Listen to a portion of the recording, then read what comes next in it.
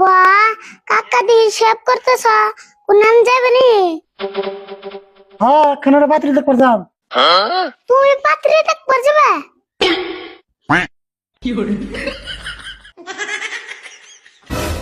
ওই তুই এমন করস কে?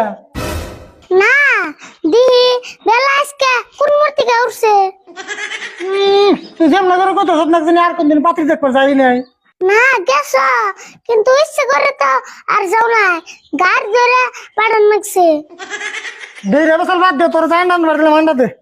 এই যে তোরা তোর আন্ডা।